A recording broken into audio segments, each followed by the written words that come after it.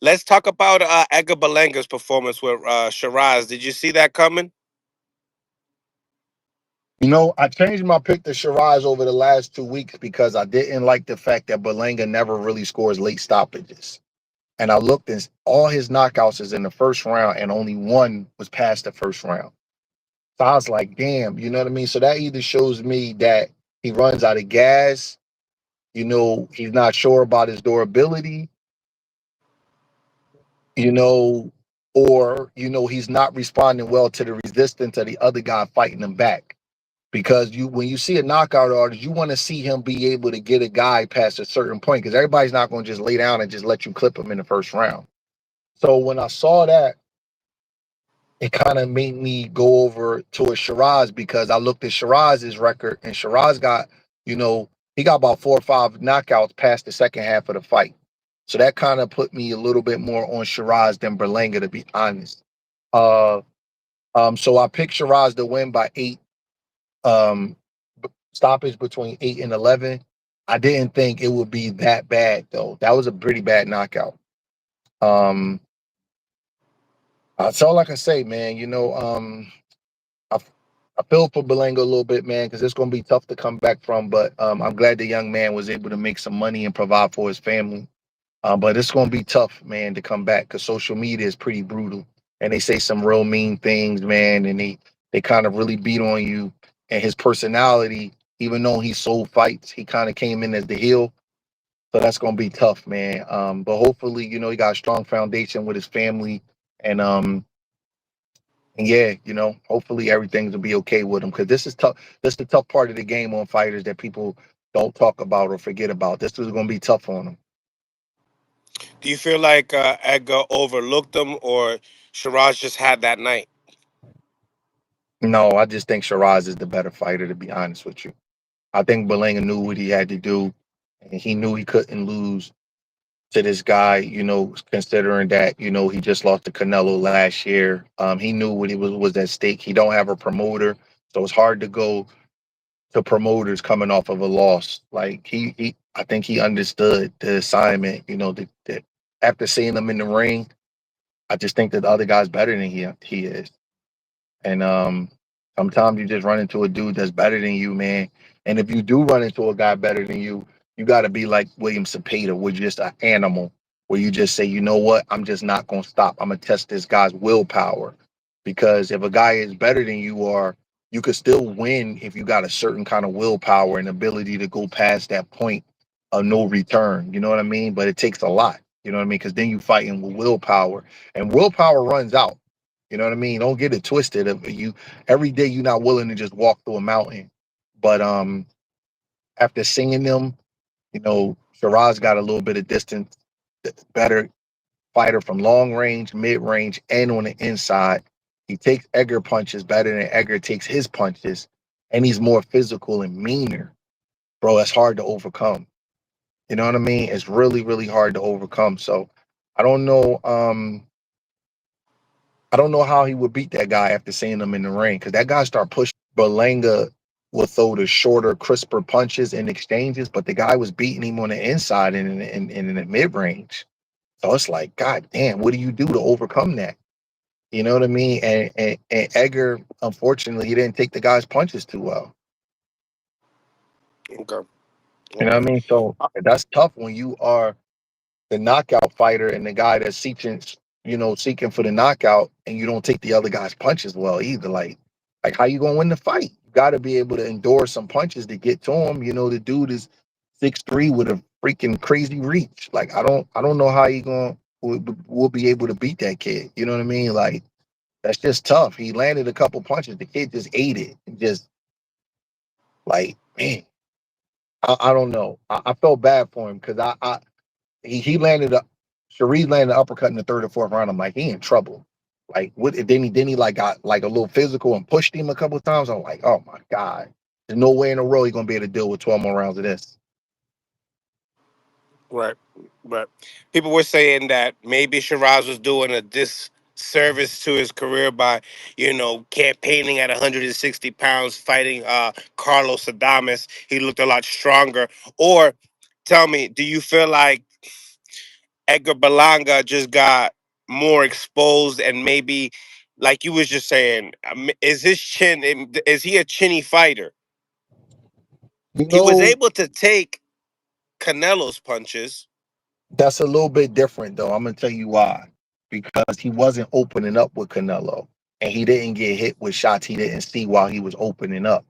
So fighters can survive better when they're sitting and bracing for the punches. You're more vulnerable when you punch more. So I was I was more comfortable picking Shiraz by stoppage. Not that he's so much of a better puncher than Canelo, but Berlenga respected Canelo. Canelo is a master counterpuncher. Canelo is such at a high level where the expectations for Berlenga was if he went the distance and gave a decent account of himself, that was like considered a victory because everybody, it's obvious that he's nowhere near Canelo's level. So in that fight, this is no disrespect to Berlenga at all because I don't think Berlenga's a bum. People call him bum Lenga. I don't believe he's a bum. I believe that he's a solid fighter. He just the guys that he get compared to is Cotto, Tito, and Tyson. Because Tyson's from Brooklyn with the same haircut and all that kind of stuff in the first round knockouts. He's just not them. You know what I mean? He's not only they're Hall of Fame super great fighters where Berlenga is a solid kid. So I think that that's where the miscommunication with Berlenga comes in at. But I feel like that he just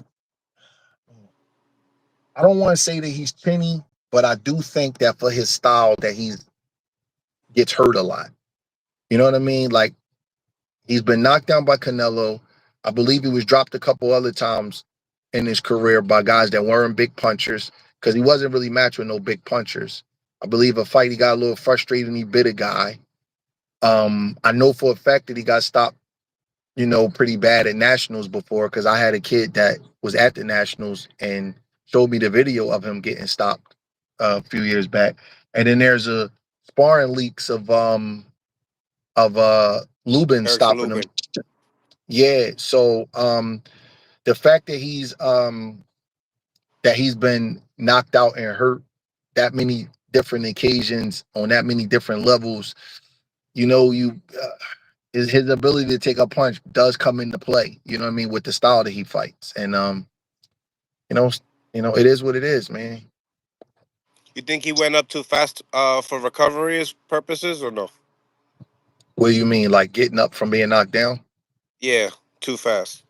It's hard to say, man, but at that time he's concussed. So we can nitpick all we want the next day, and everybody could be the Sunday morning coach.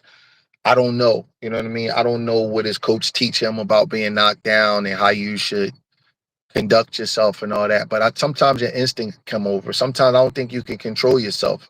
If you notice, he kept banging his gloves together. I think that's like a voluntary reflex. I don't know if he can help that. You know what I mean? He's dizzy. You know what I mean? Sometimes you just wake up and you're a little bit out of it. So, you know what I mean? I don't want to crucify the kid for that because he probably don't know what he was doing. You know what I mean? All he knows was his instinct says, I need to get up and beat this count. He probably can't even remember everything that happened. You know what I mean? So that's a tough situation to be in, man. And getting knocked out don't hurt. You just lose your bearings. You know what I mean? Like you just lose your bearings. So he was in a tough spot. The second knockdown was the worst one because he fell face first. He hit his face on the can. He was hurt, man. You know what I mean? He was hurt bad. Um, there's nothing you can do about that, man. The guy is just too much for him, to be totally honest with you. After looking at them fight, the dude is just too much for him. It's gonna be tough for Edgar. It's not impossible, but it's gonna be tough to come back from this. Do you feel like, this is a great time for, Caleb and him to meet? I don't know, man. I don't know. I No. have no idea. That was a bad knockout, bro. He probably won't fight again this year.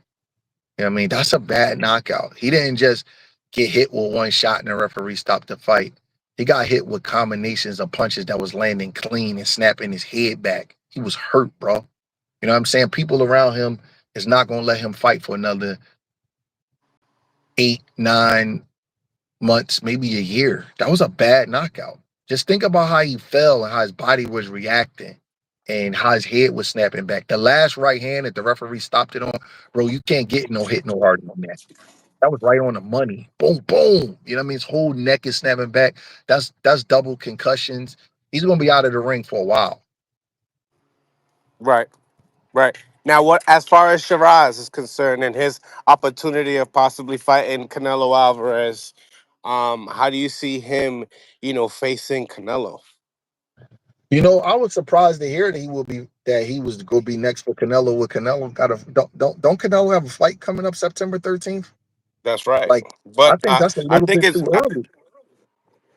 I think that's too early to talk about because I'm picking Crawford to win the fight. So I don't know how we're gonna be talking about him and Shiraz, and they're not on the same time schedule when it comes to fights. And I know Canelo ain't gonna fight Crawford in September, and then Shiraz in December, a couple of months later. So we talking a long time for that fight. But I think that that's a little bit of a disservice to Crawford, talking about making a big fight with Shiraz and Canelo when I think Crawford's gonna beat Canelo. but this is what Turkey is wants. Listen, Turkey's he running has a right. boxing right now. He has a right to say what he want to say, and I have a right to comment the way I want to comment. I don't know if we're gonna see Canelo and Shiraz because I think Crawford beats Canelo. So what you think Canelo loses to Crawford and he retires? I don't know, but I don't know if he could fight Shiraz right after that with no belt. But maybe they could. I don't know. You know what I mean? Canelo But Alvarez. What do you mean? listen, he could. But I just think that we gotta see what happens with Canelo Crawford first. You know what I mean? Before we could talk about Shiraz. I don't Because know. obviously it would be a rematch most likely.